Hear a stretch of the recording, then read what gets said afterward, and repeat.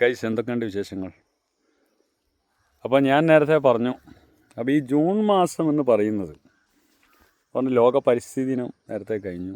പിന്നെ എല്ലാവരും കൃഷിയിലേക്ക് ഇറങ്ങുന്ന ഒരു സമയം കൂടിയാണ്.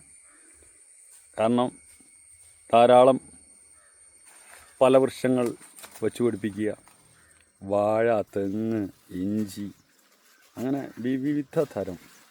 അപ്പോൾ ഇന്ന് ഞാനുള്ളത് നമ്മുടെ കരീംഖയുടെ കൃഷിത്തോട്ടത്തിലാണ്. അപ്പോൾ കഴിഞ്ഞ തവണ ഞാനത് കാണിച്ചതാണ്.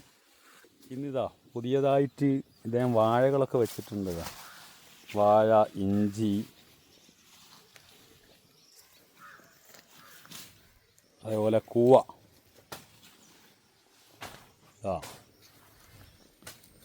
ചേന,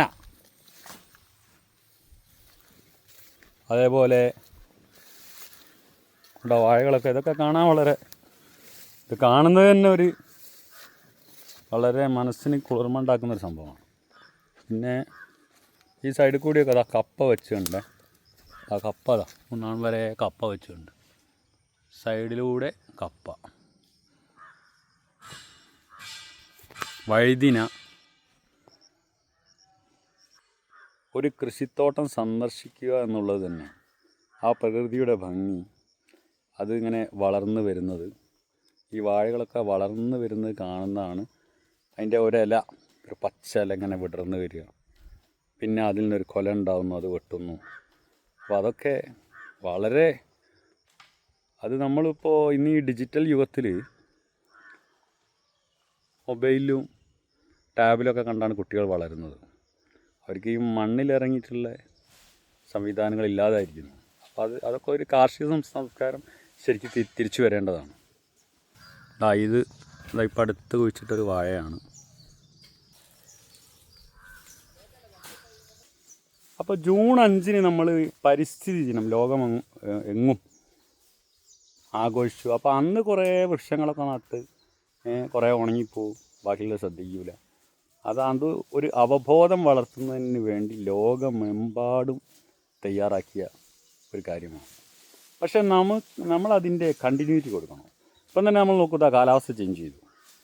നല്ല വേനൽക്കാലം പോലെയാണ് തോന്നുന്നത്. ശരിക്കും ഇത് മഴക്കാലമാണ് കേരളത്തിൽ. ഉത്തരേന്ത്യ മറ്റ് സ്ഥലങ്ങളിലൊക്കെ ചൂടാണെങ്കിലും നമുക്ക് ശരിക്കും നല്ല മഴ കിട്ടേണ്ട ഒരു സമയമാണ്. പക്ഷെ മഴ കിട്ടുന്നില്ല. അപ്പോൾ കാലാവസ്ഥ വ്യതിയാനം ഉണ്ട് എന്നുള്ള യാഥാർത്ഥ്യമാണ്. ഇപ്പം ഇന്ന് മഴയാണ്, നാളെ വെയിൽ. ഈ മഴക്കാലത്തിന് ഇടയിൽ തന്നെ ശക്തമായ വെയിൽ. അതിനിടക്ക് കിഴങ്ങ് കൃഷി ചെയ്തിട്ടുണ്ട് കേട്ടോ, ചെറുകിഴങ്ങ്.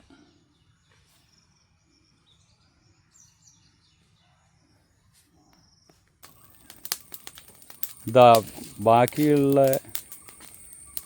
സാധനങ്ങളെല്ലാം കൂടി കൂട്ടിയിട്ട് കത്തിക്കുകയാണ്. അപ്പോൾ പുക, അപ്പോൾ ഈ കീടങ്ങളൊക്കെ നശിച്ചു പോവും. അപ്പോൾ ഇത് മറ്റൊരു രീതിയാണ്. ഇതിനെക്കുറിച്ച് എനിക്ക് കൂടുതൽ അറിയില്ല. ഏതായാലും നമുക്ക് കരീംഖയോട് തന്നെ ചോദിച്ചു നോക്കാം. കരീംഖ, അപ്പോൾ കഴിഞ്ഞ വർഷം നമ്മൾ സംസാരിച്ചതാണ്. അപ്പോൾ എന്തൊക്കെയാണ് പുതിയ മാറ്റങ്ങൾ?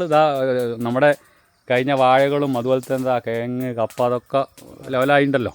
എനിക്കൊരു 50 സെൻറ്റ് സ്ഥലം പോലെ ഉണ്ട്. അപ്പോൾ കരീംഖ, അപ്പോൾ ഇതൊക്കെ വളരെ ഉഷാറായി ഉണ്ടാക്കിയല്ലോ അല്ലേ? ഇപ്പോൾ കാലാവസ്ഥാ വ്യതിയാനം ഉണ്ടോ? എന്താ അഭിപ്രായം? കാലാവസ്ഥാ വ്യതിയാനം ഈ വർഷം ഉണ്ട്. നല്ല മഴ കിട്ടേണ്ട സമയമാണല്ലോ. ജൂൺ 18 ഇപ്പോൾ.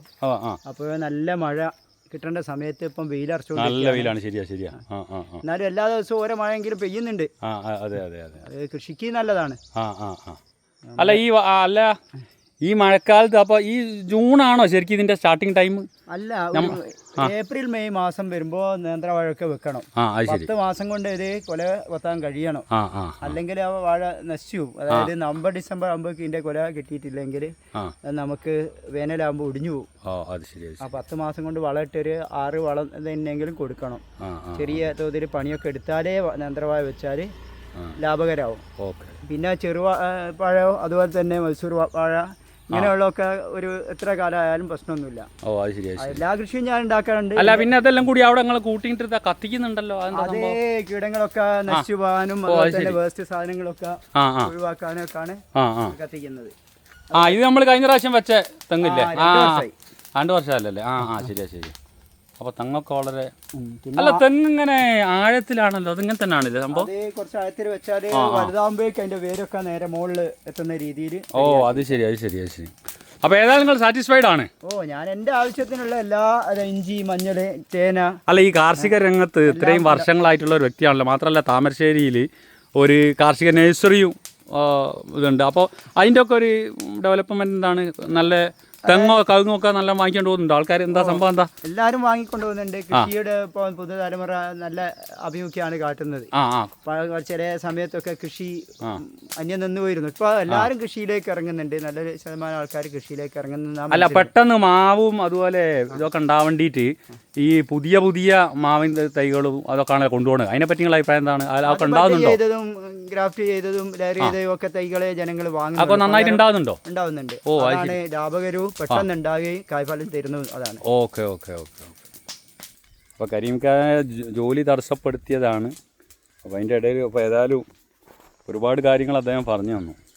അപ്പോൾ ഓക്കെ ഗൈസ്, അപ്പോൾ ഇങ്ങനത്തെ ഉള്ള കാര്യങ്ങളൊക്കെ കാണുക, മനസ്സിലാക്കുക എന്നൊക്കെ പറയുന്നത് തന്നെ വളരെ മനസ്സിന് ഒരു സംതൃപ്തി നൽകുന്ന കാര്യമാണ്.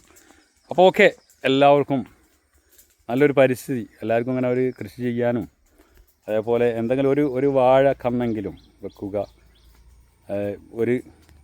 ഒരു തെങ്ങിൻ തൈയെങ്കിലും വെക്കുക, ഭൂമിയെ സമ്പുഷ്ടമാക്കുക. അപ്പോൾ ഓക്കെ ഗൈസ്, സീ യു.